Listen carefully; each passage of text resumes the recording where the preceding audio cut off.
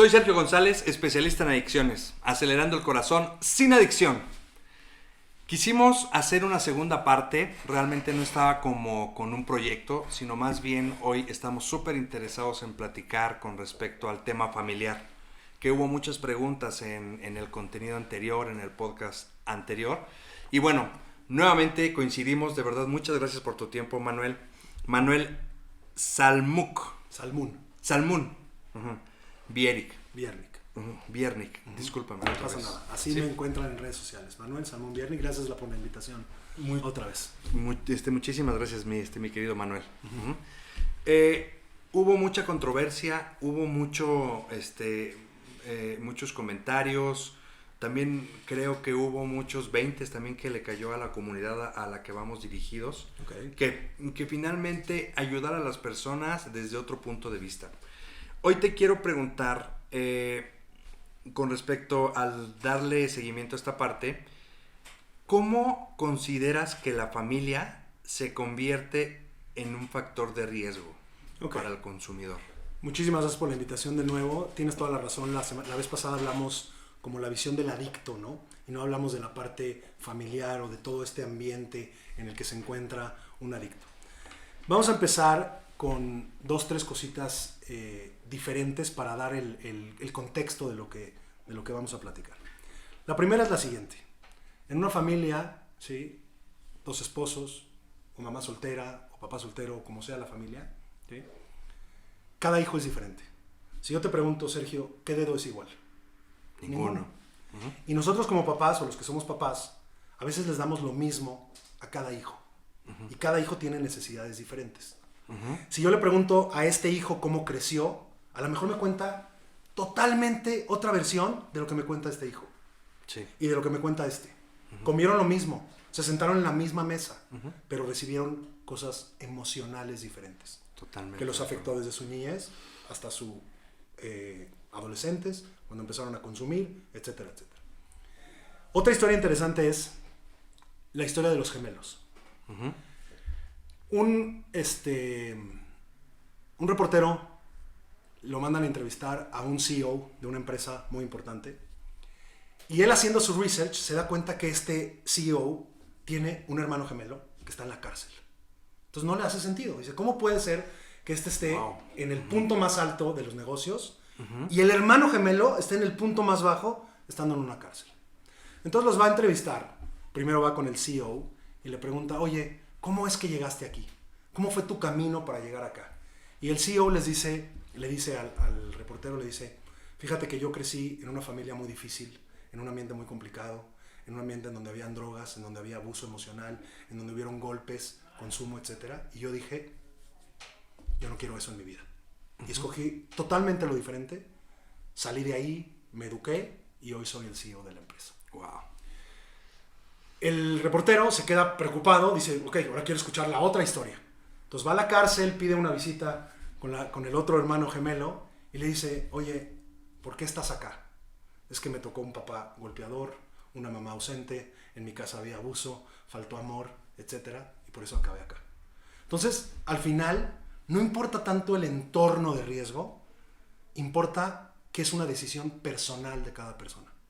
¿Sí? Y muchas veces las familias se sienten muy culpables de qué me faltó a mí darle, o por qué es mi culpa, o yo qué hice, Manuel, para que mi hijo esté en ese estado. Y quiero recordarles a las familias que nos están escuchando que hay 3 Cs que tengo que tener muy pendiente. 3 letras C. No lo causo, no lo curo y no es mi culpa. Entonces, yo no causo que mi hijo consuma. Es una decisión propia de él. Es un hábito recurrente que ha hecho que ya se convirtió en una adicción. No lo curo. Yo soy la mamá o yo soy el papá. Yo no soy el terapeuta, no soy el psicólogo, no soy el padrino del grupo. Muy importante no querer curar la enfermedad emocional que tiene el hijo en este caso. Y la tercera, no es mi culpa. Porque sin importar las circunstancias en las que creció el muchacho, siempre puede escoger diferente, como te conté la historia de los gemelos. Entonces, ¿qué factores tiene la familia? Pues sí, tiene un montón. Te puede tocar una familia muy buena, igual ser un adicto, y te puede tocar una familia muy mala y también ser un adicto.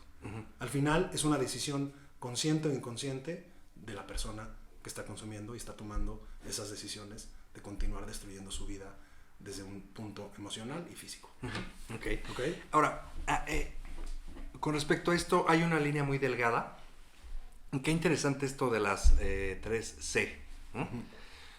Hay una línea muy delgada donde cuando nosotros estamos en recuperación, yo coincido contigo en el aspecto de saber que es mi decisión como usuario si quiero o no dejar. No es tanto de la familia. Sin embargo, cuando la familia también hace conciencia en este sentido de que ya no, no curo, no causo y no es mi culpa. no causo y no es mi culpa. En este sentido, fortalecer esta parte a la familia también es un trabajo de la familia. Correcto. Porque hay mucha vulnerabilidad ahí. Así es. Cuando el adicto levanta la mano y dice, soy un adicto, y evidentemente está sufriendo, a veces no quiere salir del hábito, a veces quiere y no puede. No sabemos, a veces es muy difícil distinguir la diferencia entre no quiero y no puedo. No puedo. Son dos palabras totalmente diferentes. Entonces, cuando el adicto levanta la mano, tenemos que entender que toda la familia está enferma. Y esto causa como mucho conflicto en las familias. ¿Cómo? Muchísimo. Si el cuate que se pone pésimo es el yo porque estoy enfermo, ¿sí? Porque no hubo el entorno en donde las emociones fueron habladas. La adicción es una enfermedad emocional. No sé qué hacer con mis emociones y me fugo. Entonces, la familia necesita atención, la familia necesita terapia, la familia necesita entender por qué el adicto consume. ¿Sí? Muchas veces creemos como papás de adictos que el adicto se levanta y dice, ay, ¿cómo le doy en la madre a mi familia hoy? Y no es así. Él se está dando en la madre a él y se lleva entre corbata a la familia, pero no lo hace desde la mala intención de dañar a la familia, lo hace desde la inconsciencia de no poder parar. Entonces la familia necesita también una red de apoyo de todo esto. ¿Qué significa adicto? Es apegado o adherido a una persona, a una opinión, a una sustancia, a la comida, no importa de lo que estemos hablando. Entonces, la familia, donde hay un adicto, hay 4 o 5 codependientes. Y la codependencia se trabaja como adicción. Y entonces, totalmente. Cuando le dices a la familia que ellos son también adictos, es un shock para la familia. Muy fuerte, muy fuerte. ¿Por qué? ¿Qué significa ser codependiente? Yo inconscientemente tengo el espejo volteado. Él está consumiendo, él está mal, y yo no me hago cargo de mi vida. Pongo en primer lugar a la otra persona. A cuidarlo. A cuidarlo, a estarlo rescatando, a estarlo salvando de su enfermedad emocional. Y entonces, en lugar de ocuparme de mi vida, me estoy ocupando de la vida de la otra persona. Es una preocupación desmedida por la vida de la otra persona. Y así como el programa de 12 Pasos, que fue inventado en Alcohólicos Anónimos y después lo adquirió Narcóticos y ludopatía y comedores compulsivos y sexólogos, también hay programa de 12 pasos de codependencia. Okay. Y el primer paso de codependencia dice, admitimos que no somos impotentes ante la vida de los demás y que nuestra vida se había vuelto ingobernable. Quiero controlarlo a él. Brother, primero contrólate a ti. Primero domínate a ti. Y desde un mejor estado tuyo vas a poder poner límites. Sí. Porque lo que necesita un adicto para salir son límites. ¿Sí? Hay, así como hay tres Cs de la codependencia, hay 3 Ps del abuso. ¿Ok? Ok. No lo provoco, lo permito o lo prohíbo. Ok. Yo no provoqué que tú te pusieras borracho. Yo no provoqué que tú llegaras vomitado a la casa. Yo no provoqué que tú me dieras golpes. Pero ¿lo estoy permitiendo o lo estoy prohibiendo? Y luego las familias no tenemos las herramientas para permitirlo o para prohibirlo. Que es lo que nos enseñan como padres en los grupos de familias anónimas, en los grupos de codependencia, a poner límites. Cuando yo pongo un límite, puedo por lo menos estructurarme y que el adicto esté en su recuperación, yo estar en mi recuperación y que no me siga afectando la vida de la otra persona. Porque hay 4 tipos de abuso. Además, hay abuso físico, te doy golpes, jalones de pelo, arañazos. Abuso emocional, con palabras, eres un bueno para nada, eres un vago, no sirves para nada, etc. Hay abuso económico, no te doy dinero, no sales, no tienes, etc. Y hay abuso sexual. Entonces, tengo que tener muchísimo cuidado en qué etapa está mi adicto en casa y qué le estoy permitiendo de estos abusos para ya no permitirlo, para pedir ayuda, poner al adicto en donde puede sanar, porque muchas veces el ambiente en donde está es lo que lo está enfermando.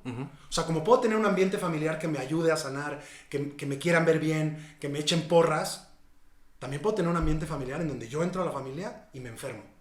Y entonces ahí es cuando se recomienda un internamiento, Sergio. ¿Sí? Necesito sacar al adicto del entorno donde está para que se pueda recuperar. Entonces la familia juega un papel muy importante, porque o suma o inconscientemente también destruye. Totalmente. Y ahí hay que hacer un análisis pues, personal, privado de cada persona, en dónde está, para poder ver cómo canalizar la ayuda. Porque mucha gente está bien y luego llega a la casa y ¡pum! Vale. Se van para atrás. Las y cosas son siguen igual. Triggers durísimos de consumo, ¿sí? No, es que vi a mi papá y me volví a agarrar con él y me fui al bar, ¿sí? O llegué a la casa y mi mamá me empezó a gritar y entonces hubo golpes y tienen que llamar a la patrulla. O sea, es complicado tener un adicto consumiendo en casa. Entonces, totalmente. Cuando yo tengo la conciencia como papá de todas esas cosas, puedo poner un límite claro, ¿sí? Decirle, oye, aquí no vas a hacer esas cosas. Y la mejor manera de ayudar a un adicto, lo platicamos en el episodio anterior, para la gente, si quiere un poco más de contexto, regrese a verlo, es poner límites y es ser duro en los límites. Porque cuando yo pongo un límite y lo levanto, entonces le estoy enseñando a la persona que el límite es de dientes para afuera. Sí, es de mentiritas. Es de mentiritas. Sí. Entonces, no lo rescato, lo dejo tocar su fondo emocional, lo llevo a él a la ayuda correcta, que es un grupo de 12 pasos de autoayuda para su adicción específica, o a una clínica, en el caso de que sea necesario. En el Inter va a tener terapia personal, que también sumaría, ¿sí? Y la familia, la recomendación es acudir a un grupo de codependencia o de familias anónimas. Y entonces toda la familia está en tratamiento. Y ahí es donde vemos los mayores casos de éxito, ¿sí? Totalmente. Pero que tú como padre vayas a un grupo, tampoco garantiza recuperación de tu hijo. Es que yo sí estoy yendo a familias anónimas y mi hijo sigue consumiendo. Tu hijo no está rendido ante la enfermedad. Pero si tú te rindes y pones límites, lo vas a acotar a él a que por lo menos no te robe la paz, no ponerlo delante de ti, no permitir estos tipos de abuso que platicamos ahorita, y entonces darle el canal correcto al adicto para que encuentre su propia recuperación. Totalmente. ¿Sí? Esta parte nos lleva precisamente a que hay dos tipos de recuperaciones. Una es por la que todos buscamos, que es de la persona que consume, y otra es de la familia, ¿no? En este sentido, hay una línea muy delgada también en cuestión de que normalizamos el que haya un consumo. Es decir, yo prefiero que consuma aquí adentro de la casa, ¿no? Prefiero que de allá se regrese para acá, o voy y mando por él, pero que él no maneje, ¿no? Pero que se ponga como se ponga, ¿no? Entonces, es como que vamos haciendo un estiramiento y vamos permitiendo más cosas. Y aquí entra lo que tú comentas, que es la dependencia de la familia, porque creo que si no lo controlo yo, se va a morir o se va a romper la madre. Entonces tengo que estar yo al pendiente. Cuando estemos o no estemos, de todas formas lo va a hacer. Claro. Y sabes lo desgastante que es estar controlando la vida de la otra persona si consume o no. Entonces, sé que se va a ver muy polémico, a lo mejor muy idiota, pero no se puede dejar de jugar jugando, no se puede dejar de tomar tomando, no se puede dejar de drogar drogando. Tiene que haber cero consumo para que la recuperación haga efecto. Porque son dos cabezas, la cabeza del consumo y la cabeza emocional. Pero si no quito la cabeza del consumo, nunca voy a poder trabajar la cabeza emocional, que son los efectos de carácter, las emociones guardadas, la fuga, etc. Entonces, mientras estén las dos cabezas, es imposible tratar a un adicto. ¿Sí? Y la familia, si está permitiendo el consumo, está alejando inconscientemente, no estamos asignando culpa, está alejando a su hijo de la recuperación, permitiendo el consumo por quererle salvar la vida o normalizar que consuma en la casa, o que aquí no pasa nada, o que por lo menos yo aquí lo tengo con sus amigos. La política tiene que ser cero consumo. El límite tiene que ser cero consumo. Y si el adicto no se recupera, Sergio, y yo cuando nos conocimos y empezamos como a planear esto, te dije, para mí las cosas son como son y no hay negar las estadísticas. ¿En dónde acaba un adicto que no se recupera? Cárceles, hospitales o muertos. Y aunque lo quieras rescatar, aunque lo amarres a la silla, aunque lo sientes, ¿sí? Si su camino es de no rendición, de no admisión ante la sustancia, va a acabar en uno de esos 3 lugares. Totalmente Porque de acuerdo. es una enfermedad emocional que mata, es una enfermedad muy seria. Sí. Entonces no puedo permitir el consumo o normalizar el consumo en ningún tipo de proceso de recuperación emocional de adicciones. ¿Sí? Yo te invito a que hagas el experimento. Ve a Alcohólicos Anónimos, ¿sí? Siéntate en una reunión, levanta la mano y di, oigan, mi hijo quiere estar en recuperación, pero se toma 2 tequilitas al día. Se van a reír de ti y te van a sacar de la reunión. O sea, la política de Alcohólicos Anónimos es 0 consumo. No puedo tratar al adicto si está consumiendo. Totalmente. Oiga, pero entonces, ¿qué hago? Pues si quieres seguir consumiendo, no hay nada que hacer. Pero es que es muy como muy desmotivante. Pues sí es muy desmotivante. Y por eso, señora, le recomiendo a usted que acuda a Familias Anónimas para que le ayuden a entender que usted no puede salvar a su hijo. Totalmente de acuerdo. No lo curo. Sí. ¿Sí? Bueno, pues regresamos a esa C que es la más importante. No lo curo. Sí. Lo pongo en el lugar correcto. Ven, te voy a llevar a una junta. Ven, te voy a internar en una clínica. Pero no lo curo. Si él no se rinde ante su enfermedad, si no quiere dejar de sufrir, si no ha tocado el fondo, es muy difícil sacarlo. Totalmente. En este sentido es como si los cables estuvieran cruzados, como normalmente lo que hacemos y cuando recibimos llamadas es, oye, tengo un hijo que está en riesgo, tengo a mi pareja que está en riesgo, ¿sí? Tengo a mi padre que está en riesgo, ¿qué hago? Dime por dónde comenzar. Entonces, una de las direcciones que normalmente nosotros damos es que primero comience a trabajar el familiar que nos está hablando. Porque normalmente es, sí, pero él es, ¿sí? Si comenzamos a trabajar de la mano, si cambiamos un poco el paradigma de comenzar a trabajar yo para darme cuenta que hay desde mí que está provocando esto, es como comenzar a separar esta parte. No, pero el del problema no soy yo, es él, es ella. Entonces, cambiar el paradigma, cambiar esta forma de pensar en que podemos rescatarlo hablando de algún especialista, que por supuesto sí, pero primero haciéndolo yo, primero trabajando yo. Me gustó lo que dijiste, nada más hay una palabra que me hizo ruido. Dijiste primero. No es primero, es parejo. Parejo. ¿Sí? ¿Qué significa parejo? Hola, tengo un problema con mi esposo, tengo un problema con mi hijo que está consumiendo. ¿Qué hago? La primera recomendación es llévalo a una junta de 12 pasos, a un grupo de autoayuda. A él. Ya lo dejé en la junta. ¿Qué hago yo? Acude a Familias Anónimas. Inmediatamente. Inmediatamente. Tiene que haber esa dualidad de tratamiento. ¿Sí? Algo estoy haciendo yo como padre, como esposo, etcétera, a través de la codependencia inconsciente, que estoy permitiendo ese consumo. Entonces, si nos atendemos los dos, yo desde mi parte y el adicto desde su parte, vamos a tener una mejor relación. Pero sí estoy de acuerdo contigo. Los dos tienen que ser trabajados. Pero al adicto, ¿qué le hago? Ponerlo en un grupo de 12 pasos. Ahí es donde primero lo van a ayudar. El otro día me escribieron, ahorita que estabas comentando en los comentarios, y me puso, es que quiero que mi esposo deje de consumir.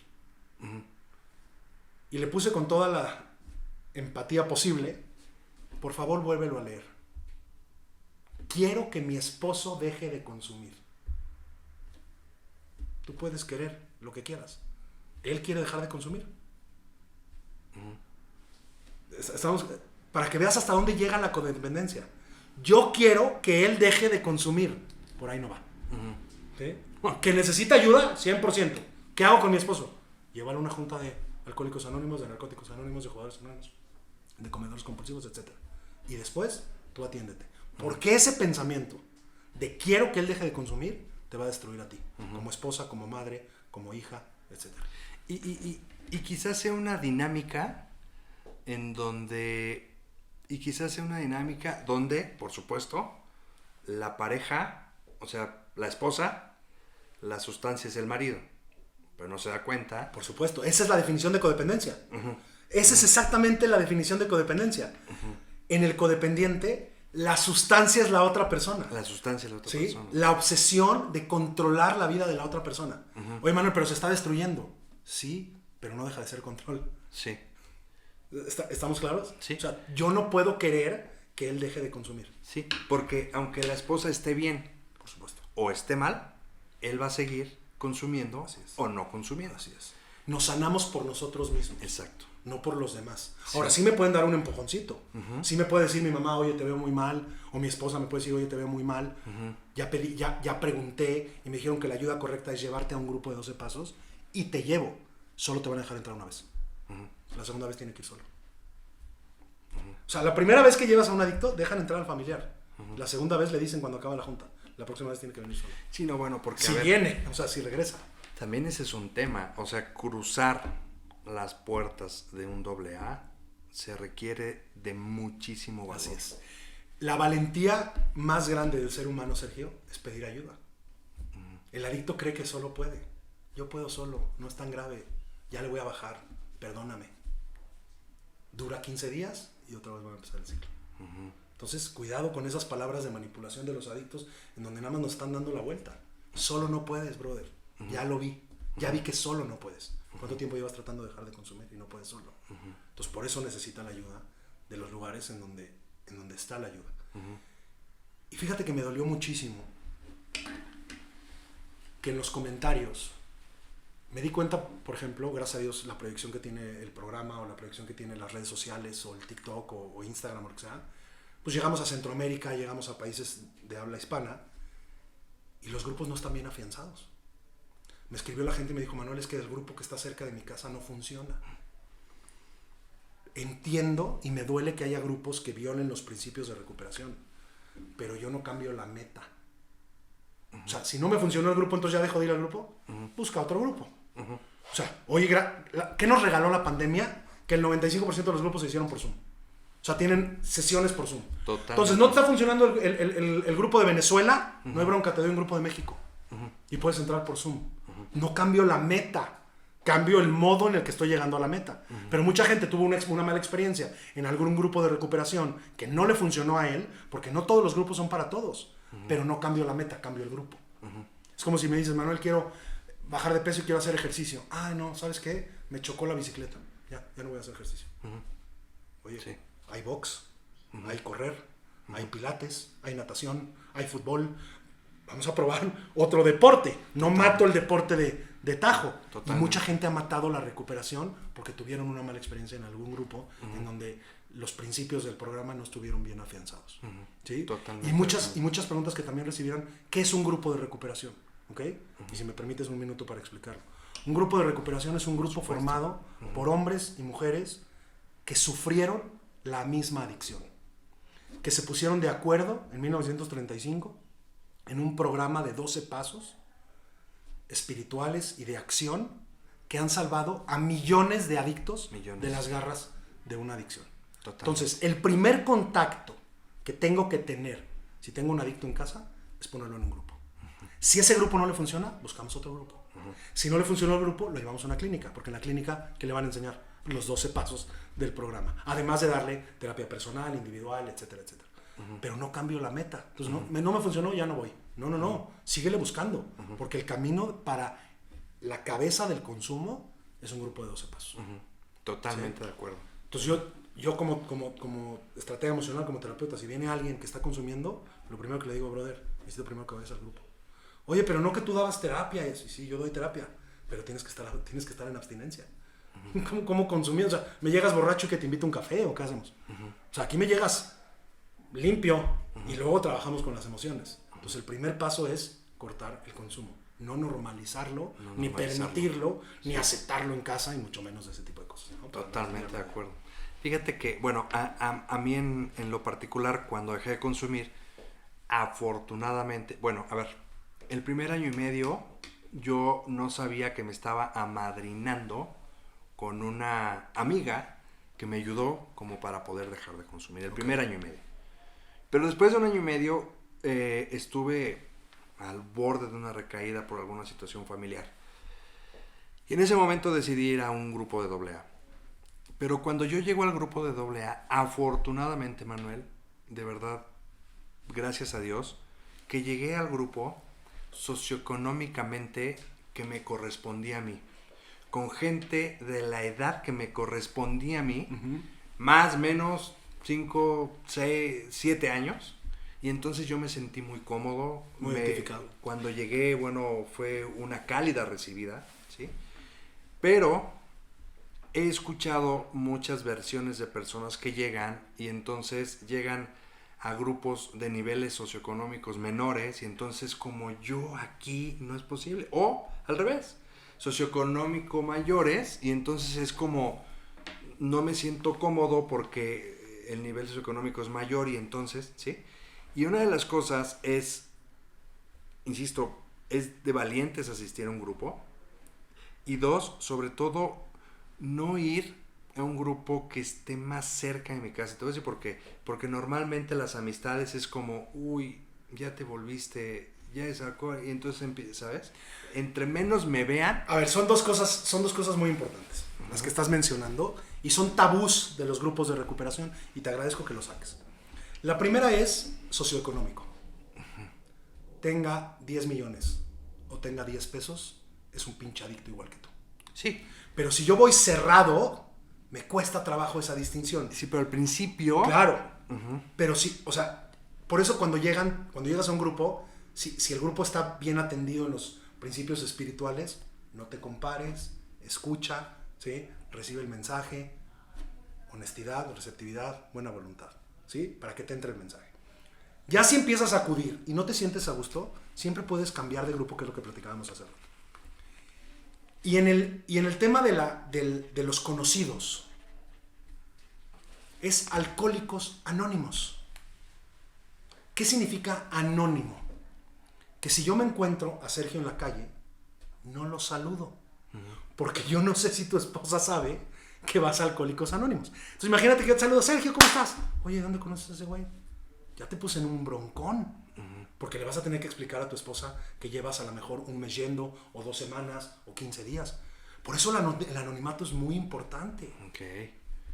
El anonimato es la base espiritual de todos los grupos. Lo que escuchas en el grupo se debe de quedar en el grupo. Entiendo que en el juicio y en las personalidades pues se puede diluir un poco todo ese mensaje. Yo, como tú, tuve la fortuna de llegar al grupo correcto, en el momento correcto, con las personas correctas, ¿sí? Pero lo que quiero transmitir, o espero que tú también, sí, voy a hablar por mí para no meterte en el pedo, lo que quiero transmitir es esperanza, ¿sí? Okay. Entonces, el grupo funciona si yo lo dejo entrar. Si ya después de un tiempo no me siento a gusto, me puedo mover. Pero si yo ya voy bloqueado de inicio, o si me siento en la silla y empiezo a juzgar, ya estoy totalmente cerrado. Tengo que llegar abierto a ver qué es lo que están ofreciendo, ¿sí?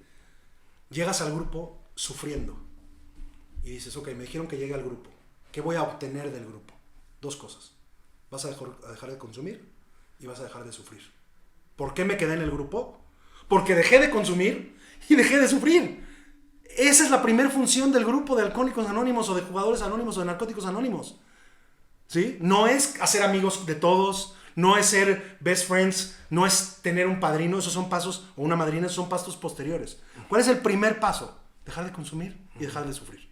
Y si eso lo conseguiste en la primera reunión, estás en el lugar correcto. Y muchísima gente que pide ayuda y que experimenta eso, por eso se queda.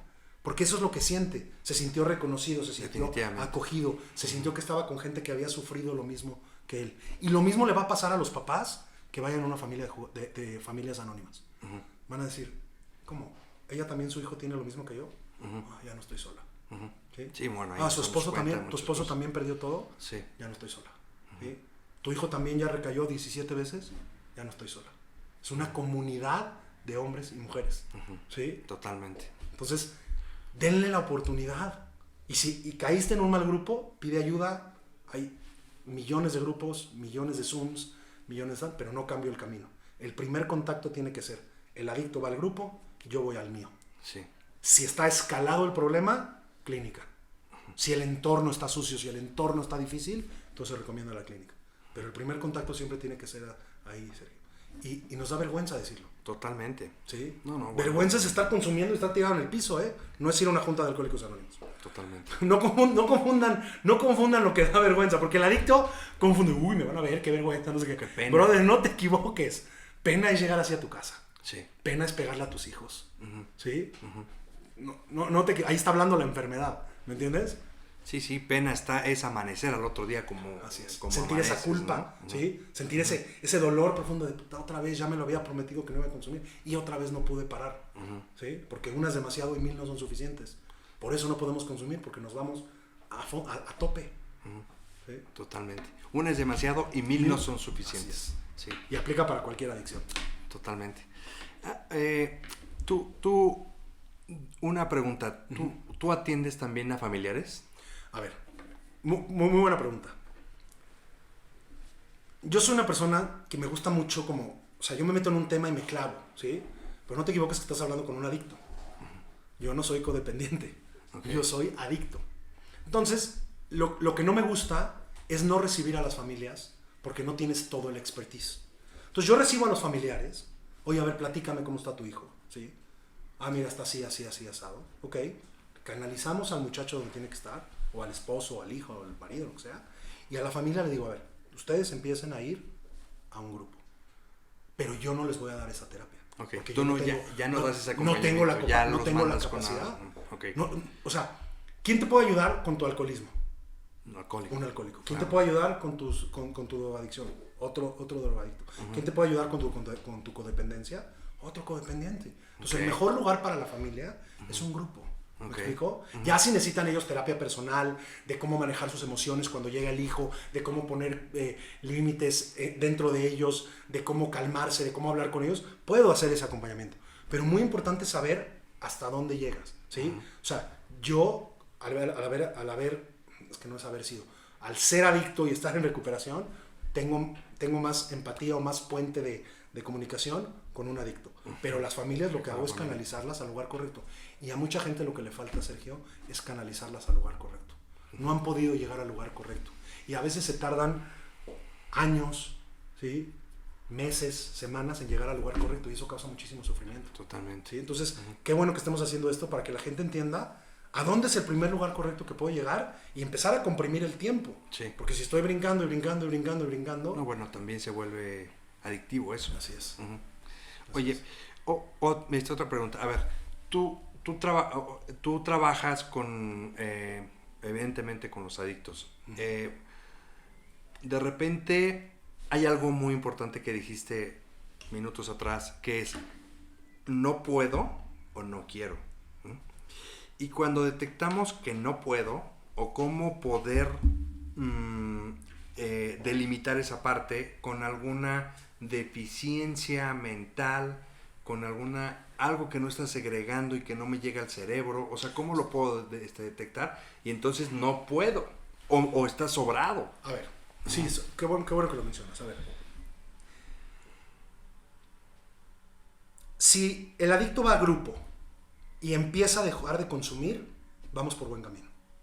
Si el adicto va a grupo y sigue recayendo, necesitamos subir un piso más. Si el adicto llega a una clínica, le van a hacer una valoración del tingo al tango. Psiquiátrica, emocional, física, etc. Médica. Y ahí es donde se van a dar cuenta si necesita algún medicamento específico. Yo, por ejemplo, si viene una persona y tiene un cuadro de ansiedad muy alto, ¿sí? Le hago un test, si me sale arriba de un nivel, le digo ya no te puedo ver hasta que no me hable tu psiquiatra. Si viene una persona que trae una depresión tamaño terrible y saca cierto puntaje en la encuesta emocional, si no me habla tu psiquiatra, ya no te puedo ayudar, porque voy a necesitar ese acompañamiento. Hay gente que necesita el medicamento para que la recuperación entre, ¿me explicó? Porque tienen un nivel de ansiedad muy alto, se están causando. Entonces, sí se necesita una valoración, ¿me explicó? Normalmente en los grupos, en mi experiencia, que yo he tenido una grata experiencia con los grupos, la misma gente que lo recibe le dicen, oye, no te veo bien, ¿sí? Vete con un terapeuta o vete con un psiquiatra que te den una checada y no dejes de venir al grupo.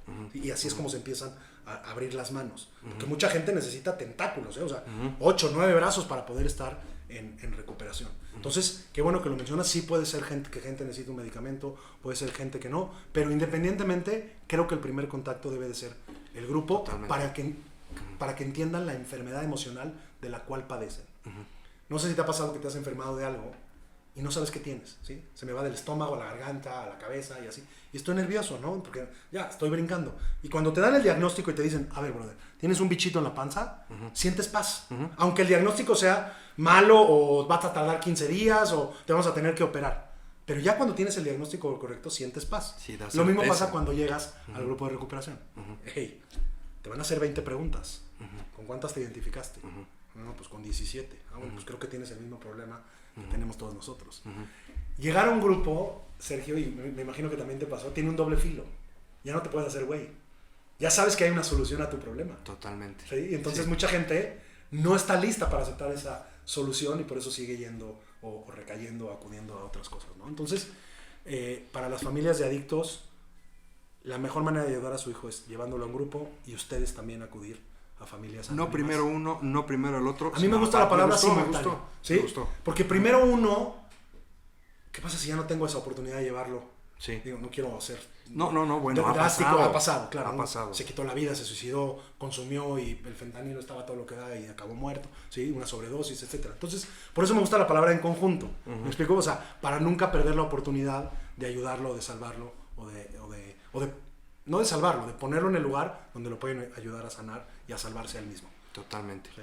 Qué enriquecedor es platicar contigo. Sí, no maquillas nada. Es muy frío como lo comentas, pero es muy real y así es la enfermedad, definitivamente. Hay mucha se gente protege que no le con gusta. la verdad absoluta, querido Sergio. No se protege con mentiras. Totalmente. Cuando yo consumía, yo protegía con mentiras. Y me fue... La verdadera recuperación o mi verdadera recuperación no fue dejar de consumir, fue dejar de mentir. Wow, totalmente de acuerdo. ¿Sí? Porque al momento que dejo de mentir, ya no puedo consumir. Sí. ¿Consumiste? No, ya no miento. ¿Consumiste? Sí. No, claro que no, ¿cómo crees? Ahí estoy mintiendo. ¿Ya me entendiste? Entonces, dejar de mentir va de la mano con la recuperación emocional. Wow. Entonces se protege con la verdad absoluta. Y en los temas de adicciones, en los temas de la salud mental, son temas muy fuertes, son temas tabú, son temas que no nos gusta platicarlo ni con el compadre, ni con la amiga, ni con la vecina. Y entonces nos los guardamos. Y en ese guarde, bueno, si se dice así, sufro. Sí. Sufro porque estoy viendo a mi hijo destruirse, a mi esposo destruirse y no tengo con quién hablarlo porque me da vergüenza, porque siento que me van a juzgar. ¿Sí? Voy a volver a repetir lo que dijimos. Vergüenza es verlo así. Sí. Vergüenza es verlo destruyéndose. No yendo a un lugar en donde hay recuperación. Totalmente de acuerdo. ¿Sí?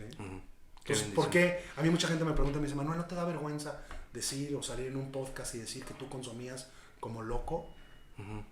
¿Por qué no me da vergüenza? Porque hoy no lo hago.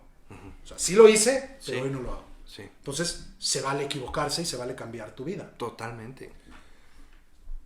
Muchas veces como padre, Sergio, creo que te vas a identificar con esto, mientras estaba consumiendo o no, o sea, antes de que fuera un adicto y mientras consumía, siempre pensaba, ¿cuál es el legado de Manuel con sus hijos? ¿Cuál va a ser mi legado? Y muchos papás pensamos que es un negocio, o es una carrera, o es una educación, no sé. Y a mí mi adicción me contestó esa pregunta. ¿Cuál es el legado a tus hijos? Que no importa cuántas veces te caigas, importa cómo te levantas. Y mis hijos me vieron en la mierda y hoy por lo menos me ven en recuperación, ayudándole a otras personas, canalizando la ayuda al lugar correcto, haciendo que menos gente sufra lo que nosotros sufrimos como familia. Entonces, pues eso es una bendición. Totalmente. ¿Sí? Dios no escoge a los equipados. Equipa a los escogidos. Entonces, cuando tú puedes, o tuviste la oportunidad, o tu vida fue perdonada de estar sentado en esta silla y ahora estar sentado en esta, canalizando ayuda, para mí es un privilegio y un honor. Y entonces, cada vez que me dicen, oye, vamos a grabar algo, pues sí, lo grabamos y decimos la verdad. Y espero de corazón que sus hijos, a pesar... Puse un clip, ¿te acuerdas que grabamos la vez pasada de las estadísticas de las adicciones? Sí. Y entonces me criticaron. No, es que esas estadísticas están horribles, no deberías de hablar así. Y si hubieran leído el copy, sí, o sea, si hubieran leído el copy, hubieran visto, porque el copy decía, no importa cuáles son las estadísticas.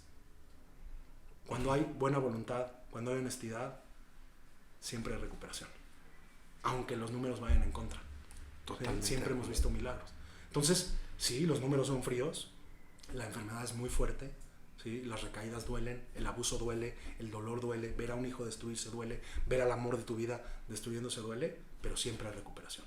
Totalmente. Entonces, esa es la esperanza que quiero transmitir. Entonces, ¿tienes un adicto en casa? Por favor, llévalo a una reunión.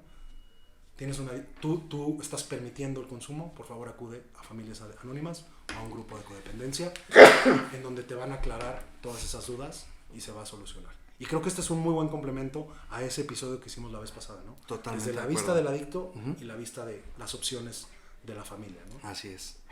Definitivamente, el hecho de estar trabajando aquí nosotros es porque no hay persona que esté en este ámbito si no ha estado o no ha tenido a alguien. Así ¿no? es. Normalmente los que somos terapeutas trabajamos con otras personas y al mismo tiempo trabajamos en nosotros mismos. Nos ayudamos Viene muchísimo. de un dolor profundo también personal. Totalmente. Entonces, ese es el... Y que es otro de los principios de AA, ayudar a las demás personas para que yo me pueda ayudar Así es. más en este sentido. es. Manuel. Donde quiera quiero que la mano de AA esté ahí y por eso yo soy responsable. Lo decimos todos los días cuando vamos a grupo, ¿sí? Y si no es AA es la mano de NA, y si no es la mano de NA es la mano de JA. O sea, los grupos son el mismo principio que viene de los 12 pasos de recuperación, Son que sí funcionan si los dejo entrar en mi vida, programa. ¿no? Así es. Okay. Manuel, muchísimas gracias por la muchísimas invitación. gracias a ti, que Dios te bendiga. No Gracias, te vamos a pues. soltar, vamos a estar aquí de la mano contigo. Las veces que sean Traemos, necesarias. Algunos otros temas. Claro, hay un millón de temas que no hemos tocado Así es. todavía. Muchísimas gracias, por la Manuel. invitación. Que Dios te Gracias. bendiga. Gracias. Acelerando el corazón sin adicción.